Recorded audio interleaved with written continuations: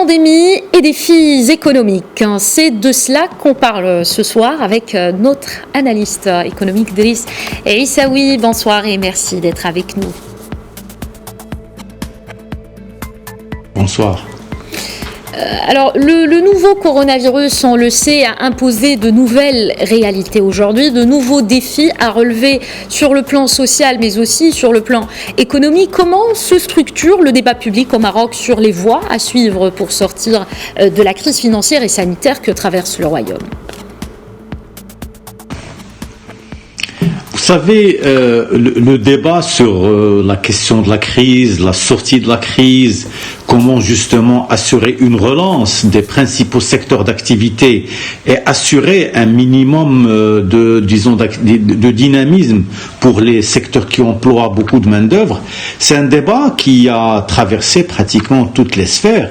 Et parmi ces sphères-là, il y a bien entendu un débat au sein du Parlement à l'occasion de la discussion du projet de loi de finances. Dans ces cénacles-là, le débat a été porté sur comment peut-on financer, comment peut-on pousser les secteurs à aller vers plus d'activité, plus de dynamisme et ne plus subir de manière, de manière inerte les contre-coups de cette crise. Et le débat a été très vif et très engagé de part et d'autre. Alors, à votre avis, Driss Issaoui, quel est le meilleur choix aujourd'hui pour le cas du Royaume du Maroc ? Taxer le salaire ou bien le capital ? Expliquez-nous. Vous savez, c'est un débat qui peut être, discuté comme étant un débat théorique, mais en même temps très très pratique. Au Maroc, ça a été le cas.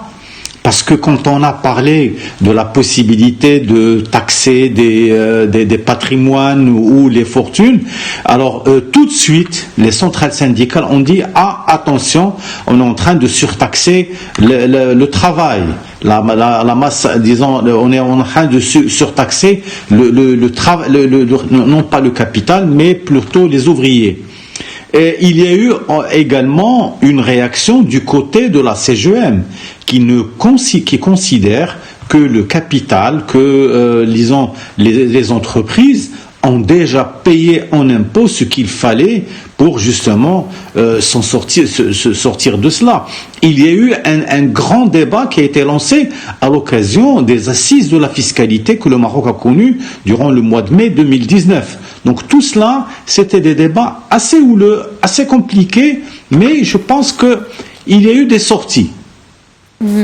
Driss Issaoui, si l'on considère que la taxation de la fortune comme clé de sortie de cette situation, un impôt sur la fortune est-il envisageable au Maroc ? Qui est pour et qui est contre ?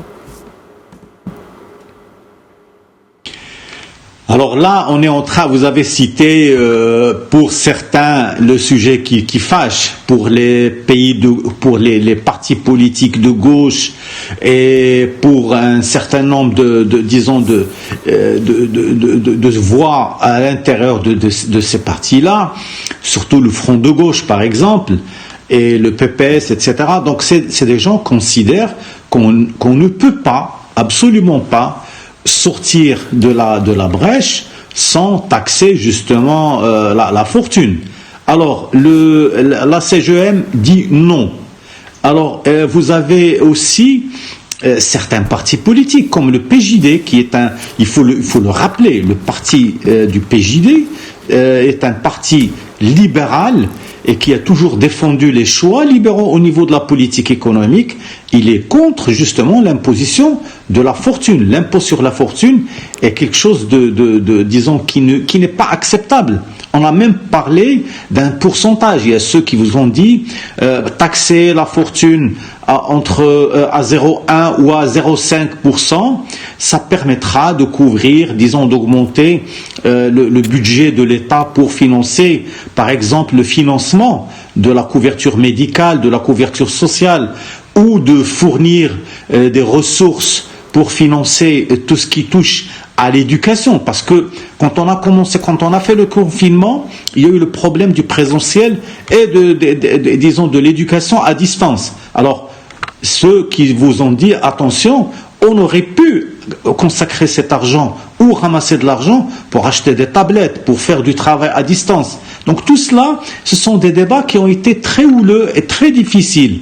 De toutes les manières, les fiscalistes marocains qui ont travaillé durant les assises dont je vous ai parlé, ils ont considéré qu'on ne peut pas aujourd'hui au Maroc taxer en plus le patrimoine. Au contraire, il y a ceux qui vous disent il faut taxer le revenu du patrimoine. Et là, les gens ne s'en sortent pas parce qu'on considère que le revenu n'est pas taxable. On ne peut pas taxer cela parce que sinon on va mettre la machine économique en panne et on va pas pouvoir s'en sortir. D'accord. Pensez-vous, Driss Aissaoui, que l'économie marocaine pourra véritablement trouver la sortie idoine de cette situation de crise dans un avenir proche ? Vous savez, le Maroc, il a lancé beaucoup d'initiatives. Moi, je citerai probablement celle du ministre de l'Industrie qui a signé quelque chose comme 17 conventions avec le secteur privé pour le Made in Morocco. Donc, ça permettra de financer de ce qu'on appelle la substitution de la production locale aux importations. Donc, on va encourager un certain nombre d'entreprises marocaines à produire marocain et à exporter justement quelques produits qui rentrent dans la composition d'autres produits que consomment les pays partenaires.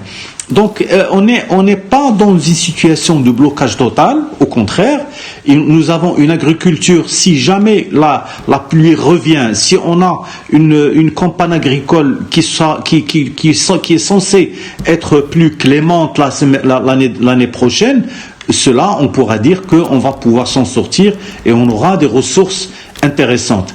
Mais de toutes les manières, la crise n'est pas une crise simple, c'est une crise profonde, structurelle, et il faudra l'affronter justement avec le maximum de réalisme.